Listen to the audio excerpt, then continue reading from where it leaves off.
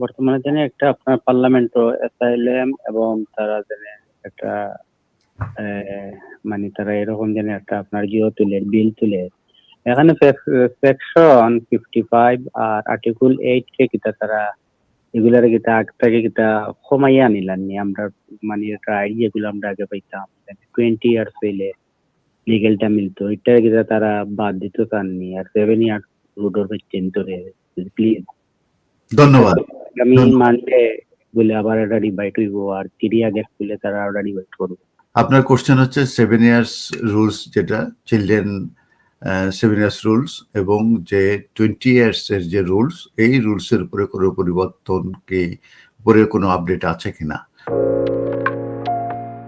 প্রথম হচ্ছে যে এই ব্যাপারে আমি যথেষ্ট রিসার্চ করি, প্রত্যেকদিনই আমি হিউজলি রিসার্চ করি, এবং আমি TV3 বাংলাতে আমি প্রত্যেক রোববারে আসি এবং আপডেটগুলো আপনাদেরকে দেই, প্লাস আপনার কোশ্চেন আনসারের মাধ্যমে আমি দিয়ে থাকি। তো এই পর্যন্ত আমার নলেজ অনুযায়ী রিসার্চ করে যেটা দেখেছি যে চিলড্রেন 7 ইয়ার্স রুলস কিংবা 20 ইয়ার্স রুলসের কোনো পরিবর্তনের কথা কোথাও নাই, এবং ভবিষ্যতে এদের করার ইচ্ছা এই মুহূর্তে তারা কোনোভাবেই প্রকাশ করে নাই। অতএব আপনারা এই ব্যাপারে নিশ্চিন্ত থাকতে পারেন। পরিবর্তন যেটা এসেছে article 8 of the European convention of human রাইটের উপরে, সেই পরিবর্তনটা হচ্ছে যে একমাত্র সেটা অ্যাপ্লিকেবল হবে যারা ফরেন ক্রিমিনাল, যারা ডিপোর্টেশনের জন্য অপেক্ষা করছে কিংবা ডিপোর্টেশনকে যারা চ্যালেঞ্জ করেছে, সেই ক্ষেত্রে যে এই আর্টিকেল 8 এর যে ডেফিনেশন আছে সেটাকে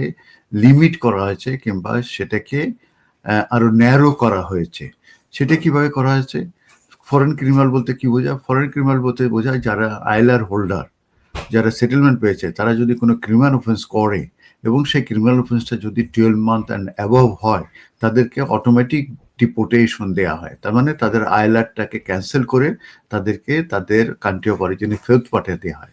তবে এই ক্যান্সেলের সময়ে তাদেরকে একটি রাইট টু অ্যাপিল দিতে হয়। সেই রাইট টু অ্যাপিলের সময় বেশিরভাগ ক্ষেত্রে যে ডিফেন্সটা নেওয়া হয় সেটা হচ্ছে article 8 of the European convention of human right, যেটাকে হচ্ছে যে right two private and family life.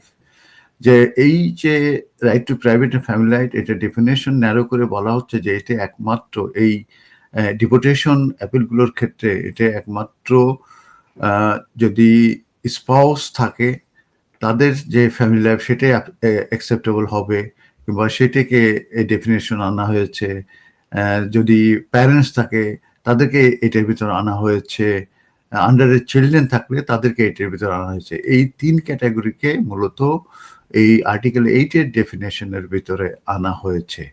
তো এইটাই হচ্ছে চেঞ্জ। এছাড়া চিলড্রেন 7 ইয়ার্স কিংবা 20 ইয়ার্স রুলসের কোনো পরিবর্তন আমি দেখতে পাইনি কিংবা ভবিষ্যতে আসছে বলে এটা আমার জানা নাই। ধন্যবাদ।